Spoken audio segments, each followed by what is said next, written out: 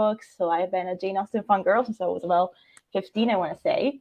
But in this panel, we want to address some of the strategies, some of the techniques that Jane Austen used to write slow burn fiction, and then romance. Sorry about that. And hopefully we can give you some tips on how you can apply it to your own story, so then you can write your own slow burn romance. And this is not, oh my gosh, it's not necessary that you have read Jane Austen novels to be able to understand this talk. We'll pretty much lay them out for you. We just want to give you some tips on how you can write, a nice slow burn romance.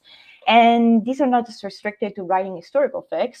They're designed to be used in any setting, including modern settings, depending on where you want to set your story. And these are also more like suggestions than actual requirements. They're not meant to be followed to the letter. We just want to be able to help you in case you're blanking out on a story, you want to expand more on what you already have, or you have the bone of a story and you just want to kind of like add some more to it. So we hope these techniques actually help you to tighten up the story a bit and make it flow better. Okay, so hi everyone. Just to continue the introduction that beautiful Steph has already started. So I'm Angie. You might know me also as Angel Snuffbox on AO3. And if you have actually read some of my fics before, you probably already have an idea why this is the topic that we chose to do our talk on for Ineffable Con. So just for a bit of background, Steph is the one who basically is the partner to my writer's brains. She datas all of my fics, and we work on all of my stories together. So also because I tend to write a lot of Regency AUs in fan fiction. So I tend to when we're going to, but basically I try to go for like a Jane Austen vibe because we are both such great fans of Jane Austen. I am such a huge fan of Jane Austen, like completely. So if you're probably wondering why is it that we chose Jane Austen as the author to base this talk on, like how could this possibly have anything to do with how we write like fan fiction in the modern day? It seems like there's such like two different things, right? So just going to give you like a brief background on that. Like first of all, like I think there's like a common misconception about how Jane Austen novels are like romance novels because that's actually not quite true. She sort of has this reputation for being like a super like mega romance novel, but if you actually read any of her six main novels, a lot of them are actually just regular stories about the people of her time, about her contemporaries. She simply wrote stories about what happened in people in that certain class, usually the gentry classes in their day-to-day lives. And this just happens to include romances in them, but it's not the only thing that she writes about. Like it's usually like family relations and like jealousy and betrayal and like meeting new connections and like how a certain community interacts with one another, so on and so forth. And those stories just happen to include romances in them, but they're not actually like mainly romance stories in the sense that we define romance stories in this day. But I think there's like this really nice way that we can all try to connect with the way that she writes her her fiction. Um, because it just like for some reason some of her bits sound very modern, like especially in terms of her characterization. Like you get to see certain patterns of human behavior that she's written about more than 200 years ago. That's still the same sort of like pattern behaviors that people nowadays exhibit, and it's really amusing. Like you wouldn't think that like the stereotypical like entitled rich white men um would act exactly the way that they did like way back then as we do now, but there's like a lot of similarities like, if you read her stuff actually. So another thing that I find really interesting and why I like to use Jane Austen as like a sort of inspiration is one of her main contributions to English fiction is that she was one of the first authors, or if not the first author, to use the free indirect style of narration, at least in English fiction. So for those of you who aren't familiar, because we're not really trying, I mean, we're trying to make this accessible to everyone, like even people who haven't read Jane Austen, but basically free indirect style is like this technique in writing that is like a strategy where the plot of the novel is filtered through the consciousness of the characters. in such a way that the narration style that you're reading in the text starts to sort of take on the vocabulary and the speech patterns of the character whose point of view that scene is in. So that's what we call like a free indirect style. When we say free indirect style, you're sort of like playing in the middle ground between a first person point of view and a third person point of view. So it's like we know that when we're writing fan fiction, there's like this image or like this conception that we never write fan fiction in first person POV, right? Like that's just a thing that none of us do for some reason. Like if we do that, it's a bit cringy. We always write in third person POV.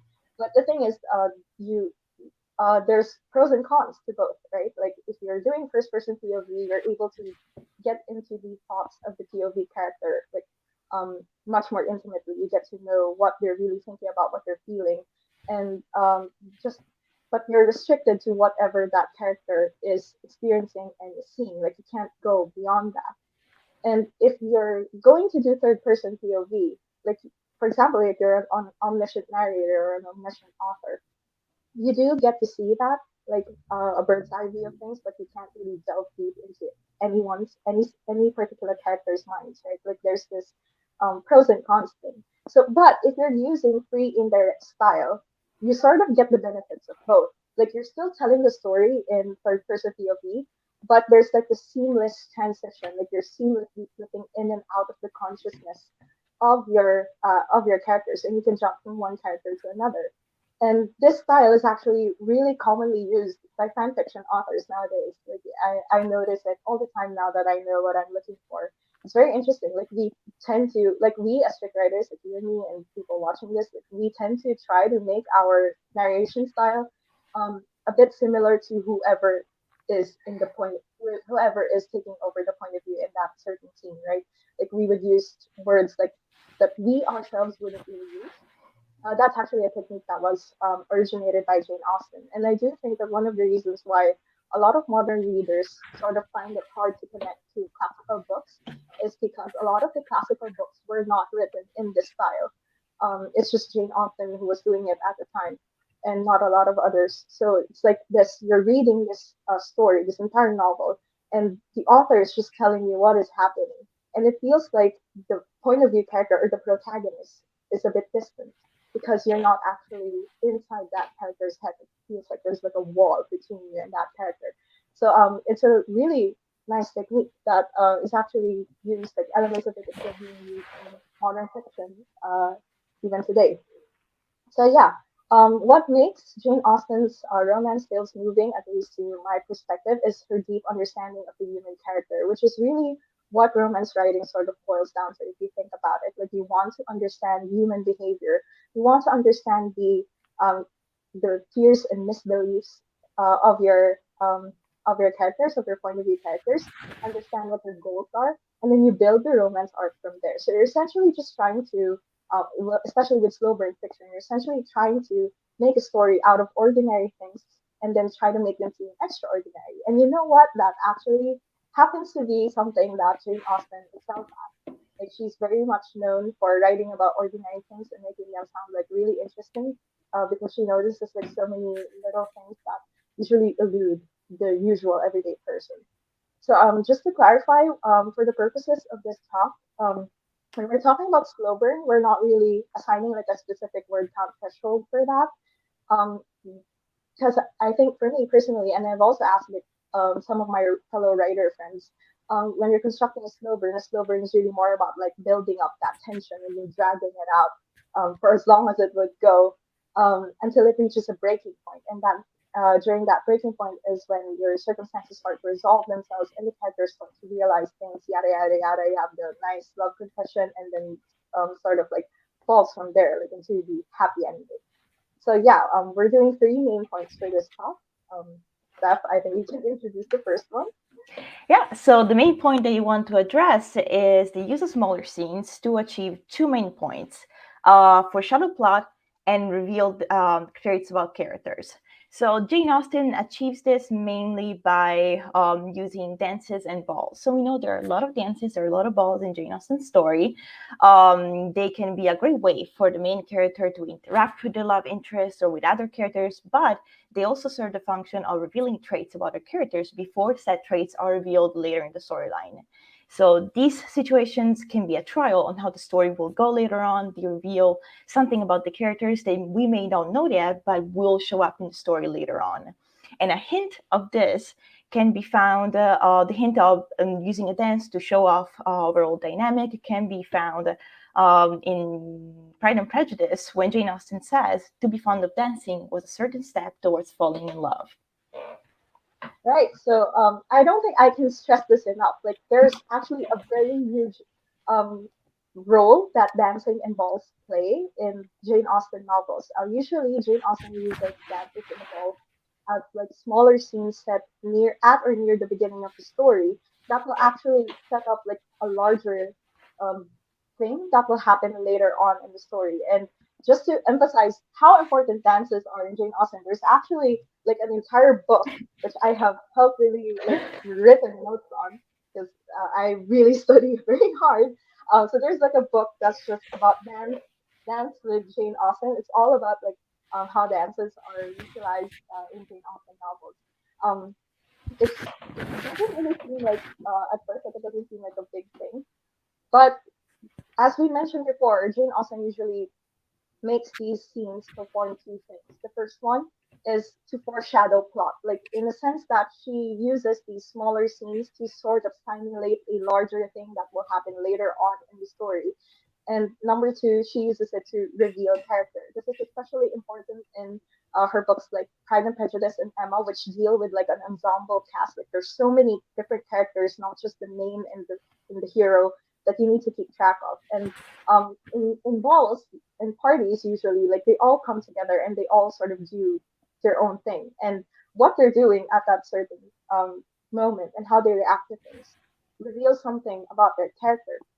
So just to emphasize again how important dances are to Jane Austen. So out of all the Jane Austen villains, there's actually only two who are never shown to be dancing with their love interest. Those two would be Anne Elliot from Persuasion and Eleanor Dashwood from Sense and Sensibility.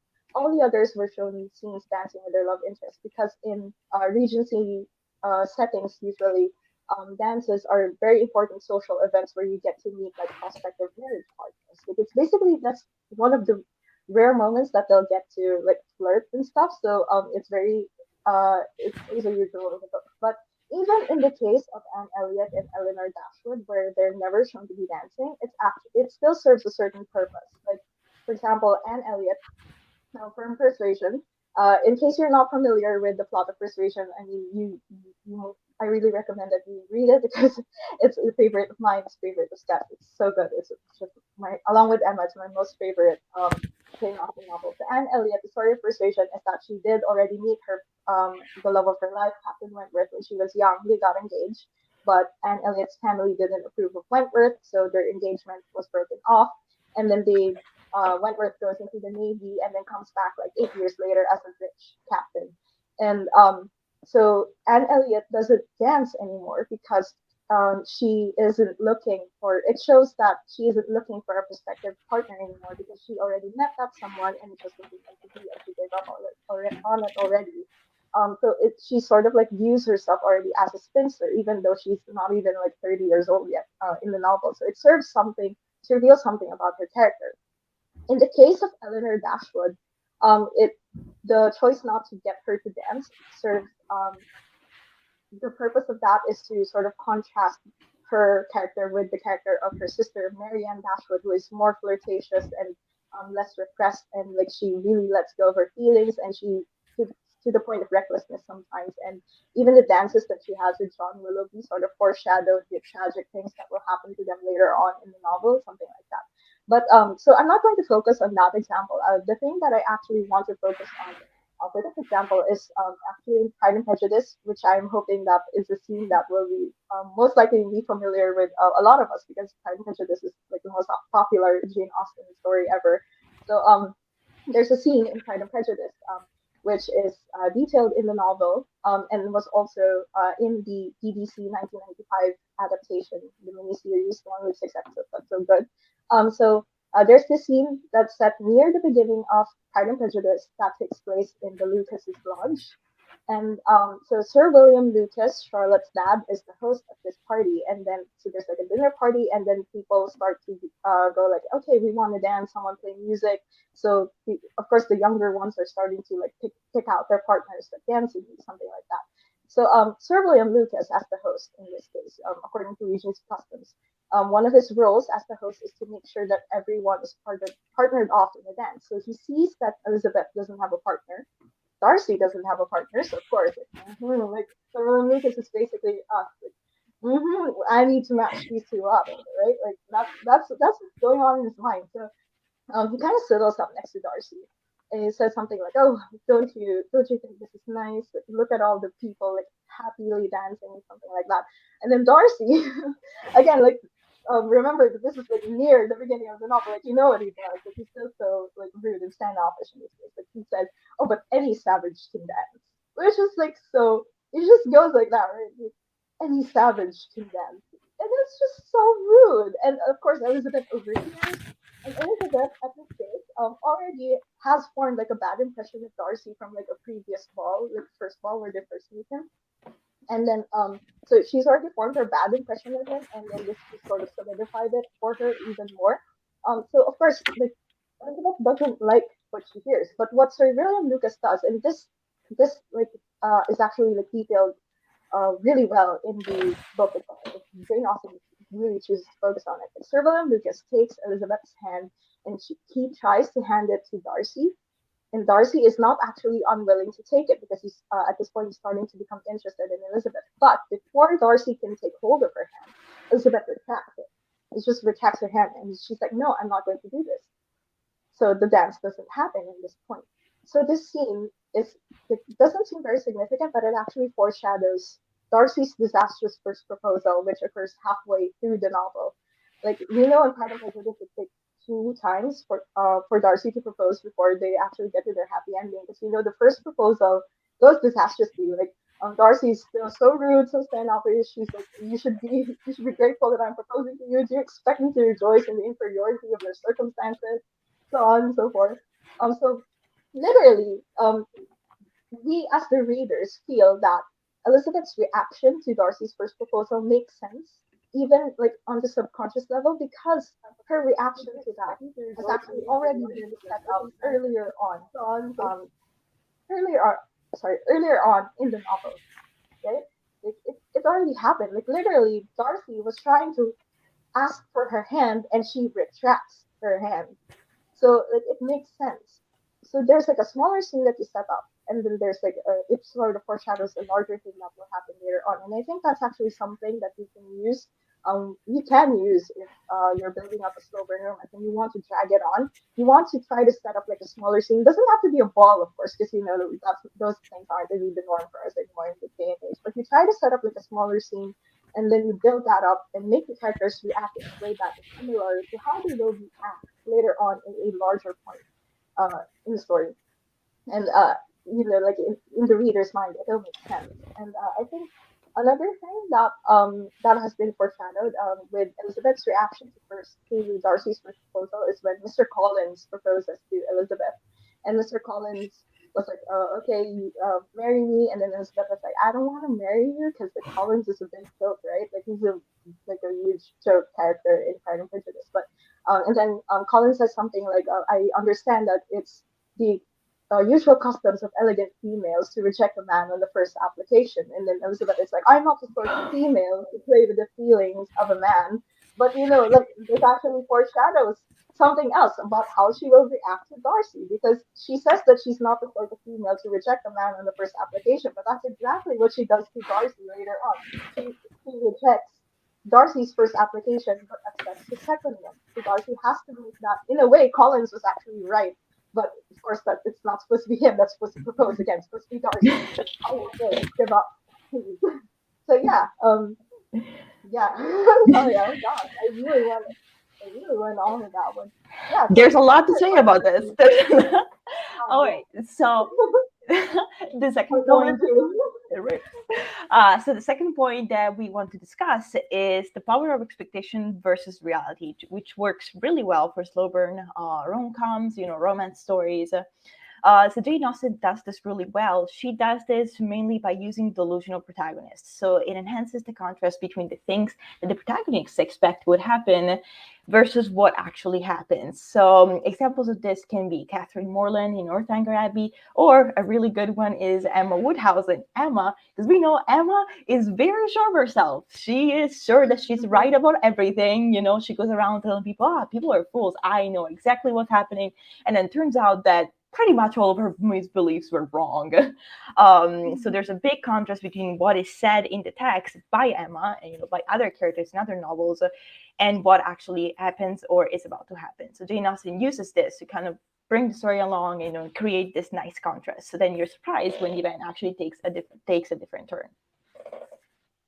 Yeah.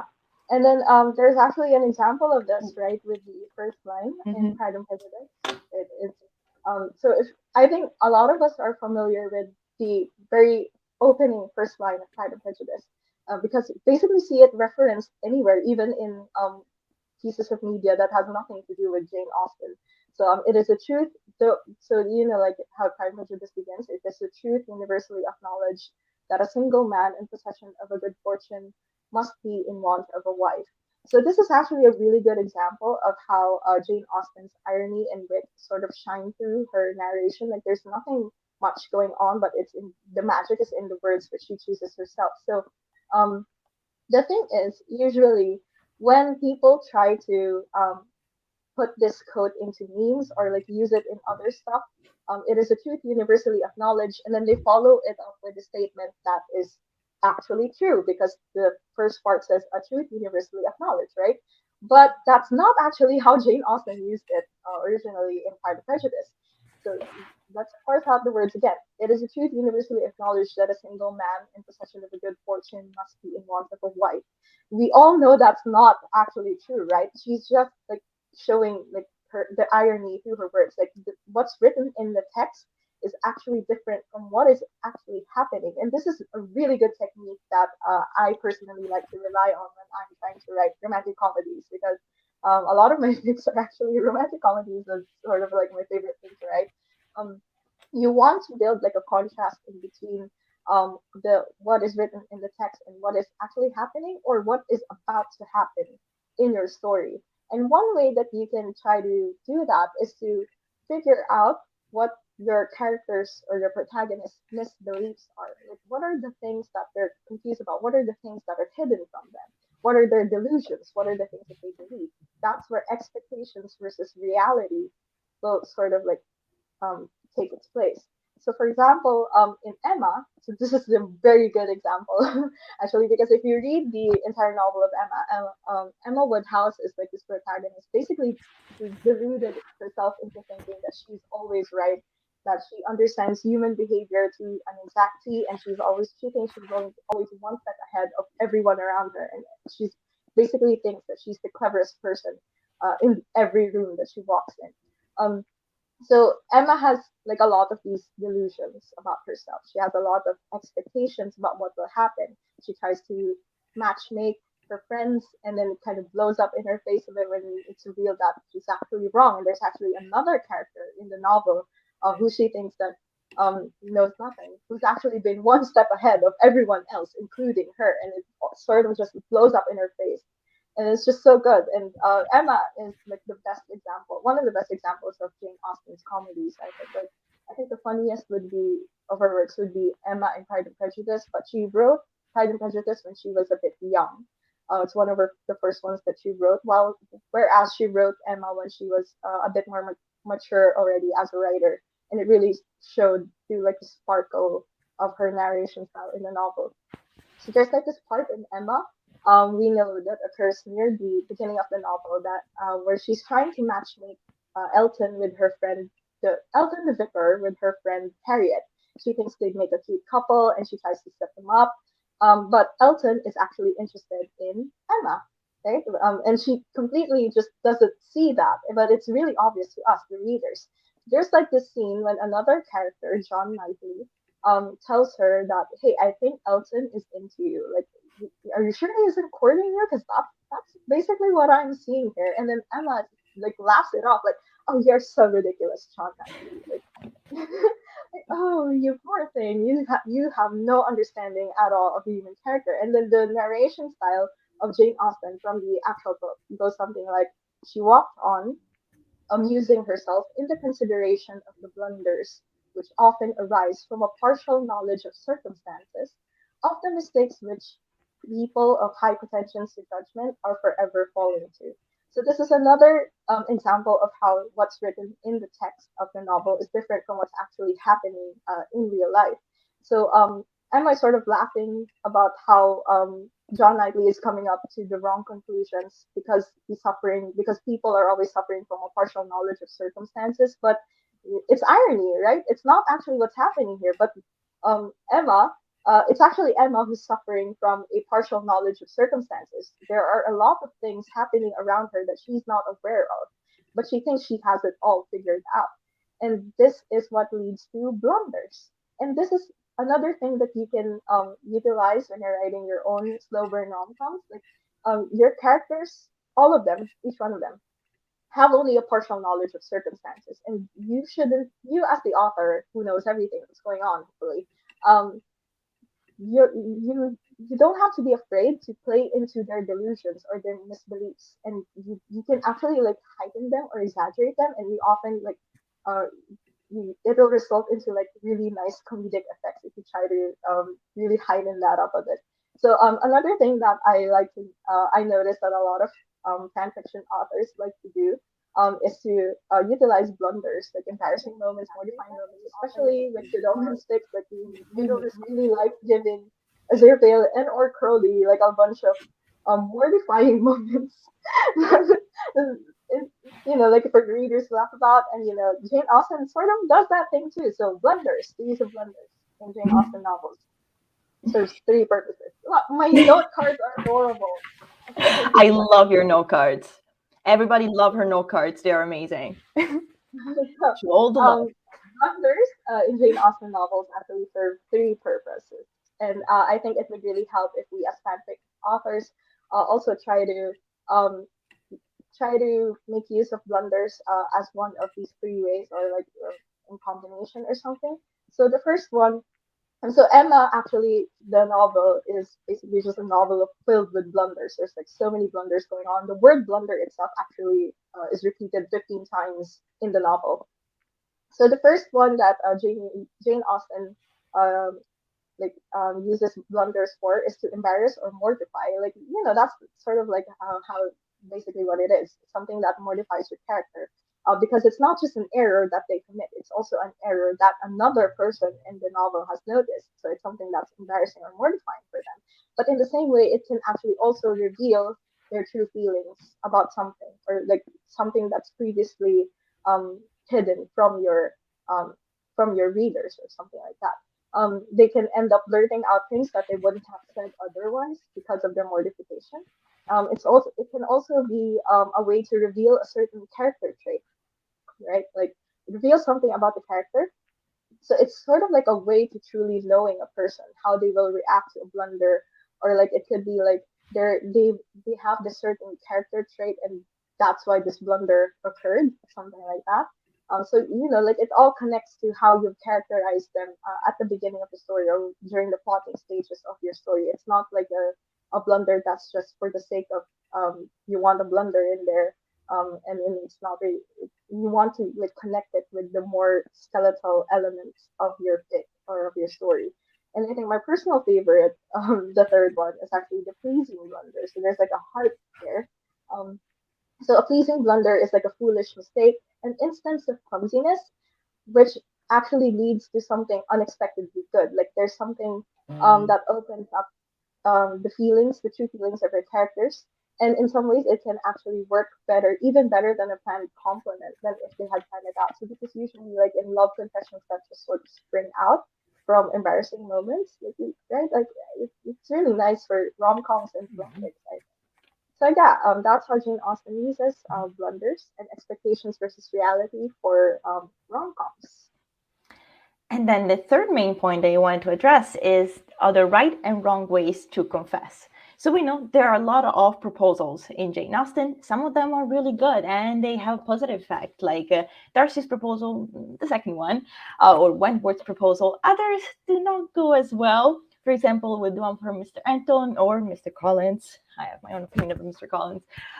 So, what makes a Darcy or Wentworth's proposal different from an Elton or a Collins proposal? Right. Yeah. So, yeah, those are actually the characters that we usually refer to when we're talking about Jane Austen's heroes. Like we have Darcy from Pride and Prejudice as an example of like the really good guy, the hero, and then you have Captain Wentworth from Persuasion, who has like this really nice and cathartic love letter confession at the very end of the novel. I'm sorry if I've spoiled the novel for some of you. And then you also have examples of the really ridiculous, disastrous proposals coming from Mr. Collins in Pride and Prejudice and Mr. Elton in Emma. So this is where we're going to discuss what makes a good proposal and a bad good and a bad proposal bad, right? So we're basically contrasting a Darcy Wentworth proposal from an Elton Collins proposal. Obviously, in the context of fics, we're not talking about actual marriage proposals. So maybe like, we've reached near the end of our story, and it's time to have our it's time to break the tension that we've been building up in our slow burn. It's time to confess, confess the feelings and let it all come out.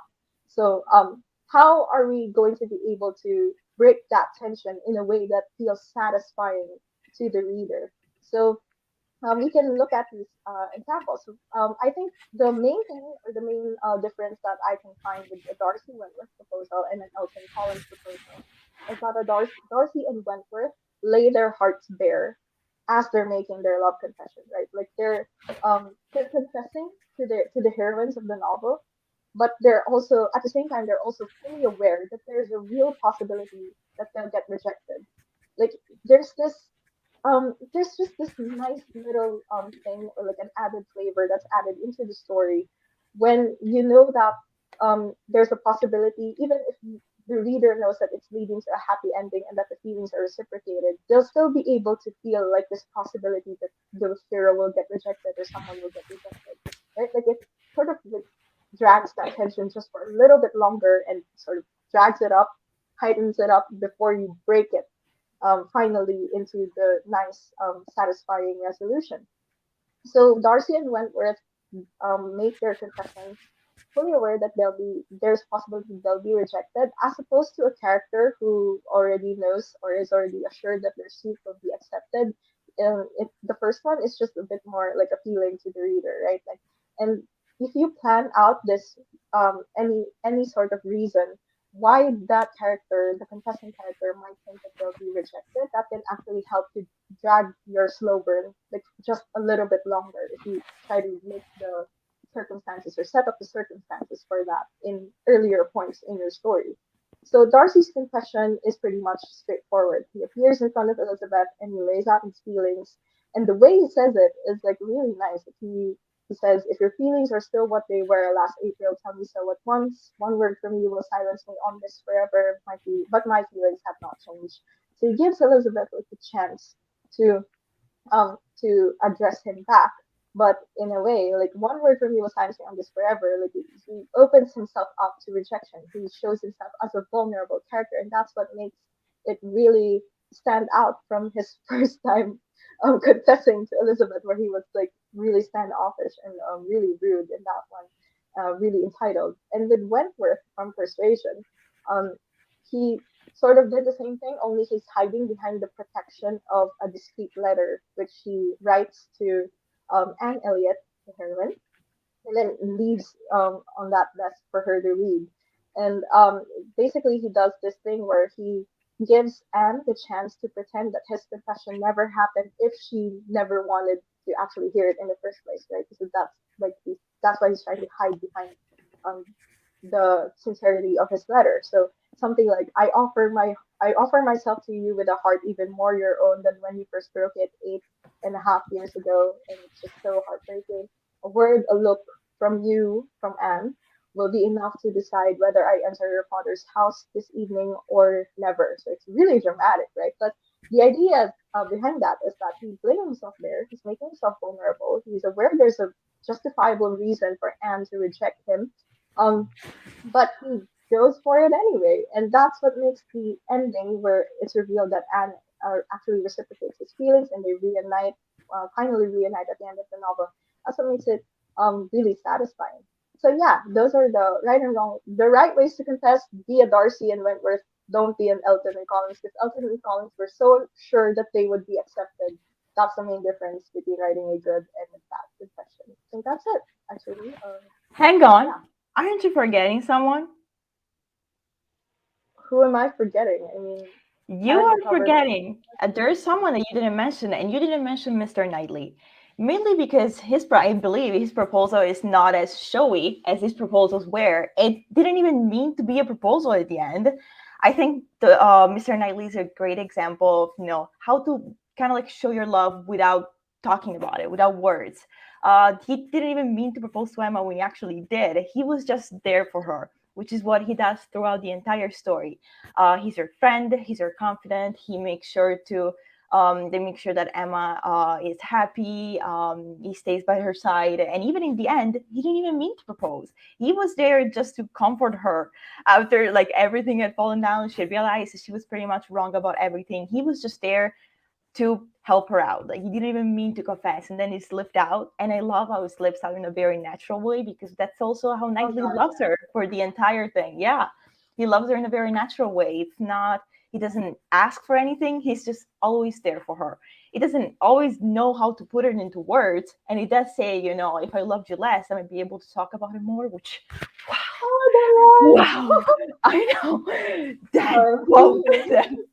Honestly, the first time I read it, I was like, whoa, whoa, because that quote is so powerful and so important. And I don't know, it's a different way of love than it's usually shown in stories. He doesn't really talk about it, but if you look back, he's always there for Emma. He's always her rock, always there. So I think his proposal might not be as showy, but it comes in a very natural way. It just slips out Right. as he's there for her, and I absolutely love that.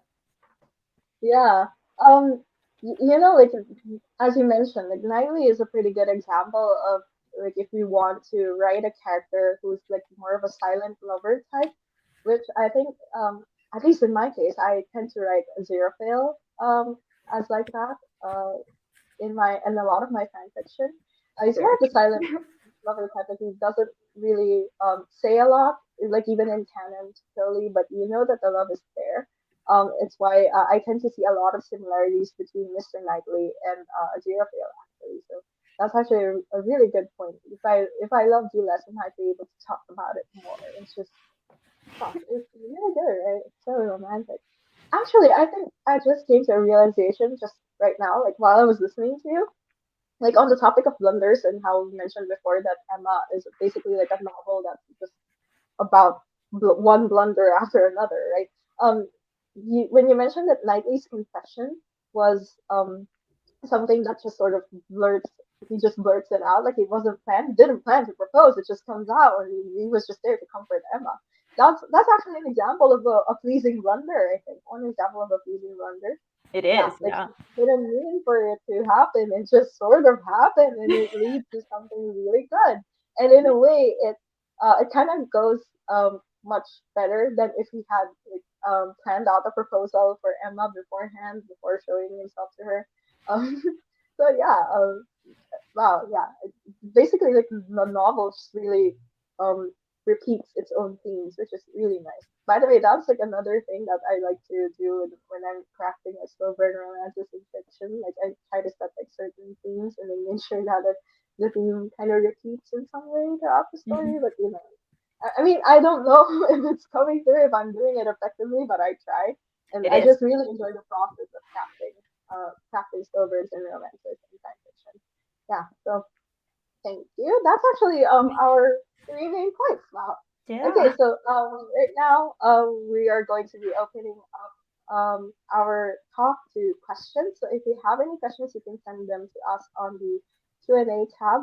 But for now, we're going to address some of the questions that we received in advance on our Twitter.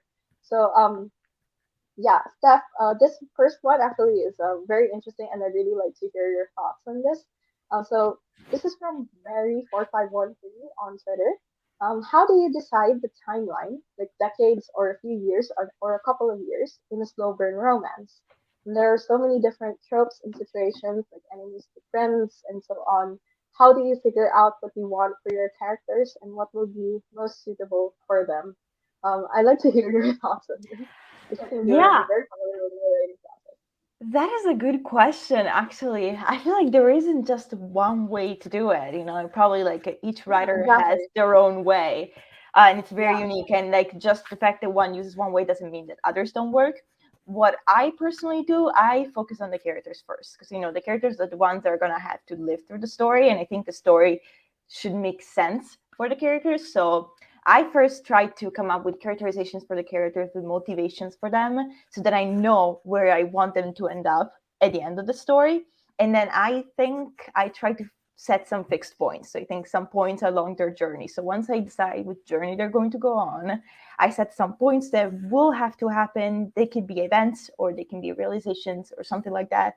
And then I build the rest of the story around it. And based on these are fixed points, based on the characterization, I decide how long to make it, because a lot of them might be quicker realizations that don't require years or might only require months.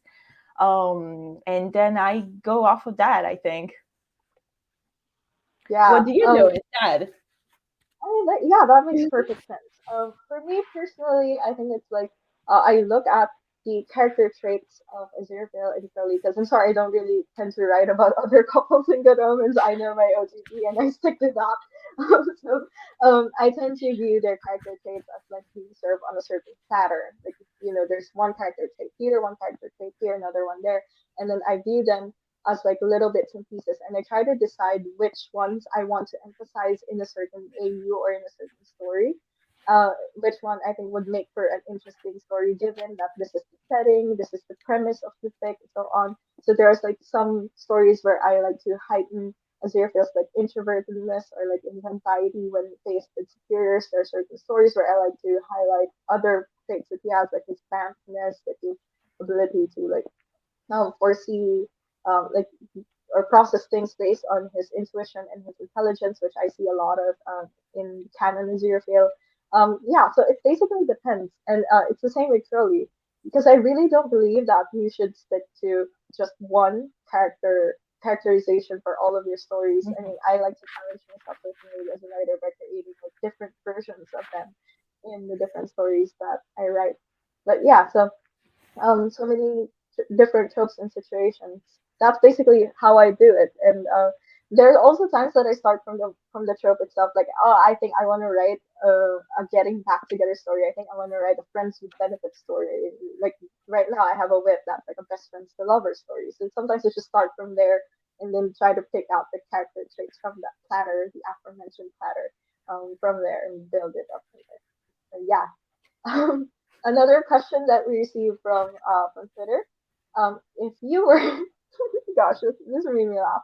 So this is from Anna underscore MC on Twitter. If you were to write an AU of a Aziraphale and Crowley fanfic, based on a Jane Austen novel, which novel would you choose and why? So this is Somehow I really feel like I interesting. know your answer. For some Gee, reason, I I just wonder know it why in my because heart. it's not like I didn't already write an 80,000 word Pride and Prejudice AU with Darcy with Crowley as Mr. Darcy and Aziraphale as Elizabeth. That's up on my AOT like right this moment. So yeah, that's I think that's my answer to the question. So Steph, I would really like to hear Okay. your answer to this. First off, I like to say just how much I love that story. I know I tell you pretty much every day, but I should say it one more time for the sake of the panel. But yeah, let me think.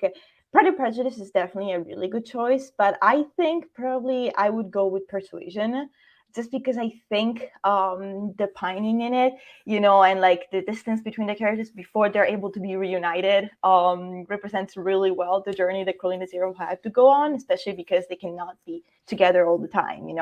And like a long time passes between when Anne and Wentworth are first together, and then eventually Anne has to break off the engagement and they meet again. It's like, what, 8 years? Like, that's a long time. And during that time, both of them are pretty much convinced the other has lost feelings, that they have lost the other forever, but they still retain their feelings strong. Like, they never waver, and they're just as strong when they meet, which is amazing. And I think it really symbolizes the journey that Curly and Azir will go on, because they cannot don't see each other for centuries. I mean, they don't really say the amount of times that they don't see, but I'm guessing it's a long time. And yet every time they meet each other, it's just the feelings are there. They're Yeah. just as natural with each other, and they never, well, I mean, I wouldn't forget, but like, they never sort of lose that passion and then like banter they have going on, even as like centuries go by and then millennia. And I Yeah. think Oh my God. that's amazing. Yeah, it's that's one of the things that struck me most about it, because I'm like, wow, those are like centuries they don't see each other, and they see each other, and it's like they never even left, and it's just great. And I think I see that in Wentworth and Anne, and I appreciate how like the love remains strong through the entire story. Yeah, exactly. Like that's what I very much love about Persuasions. Definitely a story about a love that has stood constant over a long period of time and never once wavered. It's really a really good example of that kind of romance. I think there's also like the forbidden element of it that makes it a Oh, bit relatable to mhm. if you're feeling curly, right? Because like Anne Elliot comes from like a with aristocratic connections. Like she's the daughter of a baronet, and Wentworth, when he proposes to her, was just a really poor Navy man, and he hasn't made a name for himself yet. So it was definitely a connection that was frowned upon by her family, who wasn't deemed suitable for her, so their engagement had to be broken off. So there's like a forbidden element that also can be adapted Yeah. into the interleague context. Right? And it's just I really love that story. Yeah. Um. I forgot what I was going to say actually. Yeah, I think that's yeah, let's just leave it at that. Okay, so any other just from Apollo Jump on Twitter also. So any other authors besides Jane Austen that do slow burns really well? It's actually really hard because I'm not actually a literature expert. Like my job, my actual profession is really different from literature or Jane Austen or whatever as anything can be. So I don't actually read a lot of other romance books. All of the romance that I consume is basically comes from fan fiction.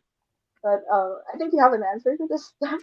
Yeah, it's not exactly a classical author, but I think a good example is the romances that you can see in Rick Riordan's books, which are very much not about romances. If you guys don't know about it, he writes about uh, Greek gods and Egyptian gods and Norse gods in modern settings. Those books are amazing, by the way. Great LGBTQ representation if you are looking for some. But I still read them, even though they're young adult books. Like, I find myself in the 12 to 13-year-old section as a 22-year-old. I'm like, you know what? I don't care. And I think in the first series that you wrote, which is Percy Jackson and the Olympians, the love story between Percy and Annabeth is a really great example of a slow burn romance. It pretty much lasts 5 books. And and I love how it does it in a very natural and realistic way, because there isn't any like rom-com moment where suddenly you're like, oh, I'm in love with you or anything like that. They start out as friends, and they work really well as friends too. Like, they work off each other, they have really good banter. They annoy each other a lot at the beginning, but they have really good friendship that naturally develops into something more towards the end of the series. And so even though it's a young adult author, pretty recent, I think that's a good example of it. I think he did it really well. Okay, so yeah, I think that's actually it because we're sort of running out of time. Oh So yeah, we'd like okay. to thank everyone who joined us on this panel. It's been really fun. Thank you so much for listening to us blather on about things. Yes, thank Basically, just you. passing around over Jane Austen and certain characters for 50 minutes straight. If you have any other questions or would like to discuss some things more about this, you can reach us through Twitter. So I am Knightley's Bench on Twitter. Steph is Flaming Bentley on Twitter. We'd love to um, continue chatting with you on there. So yeah, thank you, and I really hope that this has been helpful for you all. Yes, thank you, everyone.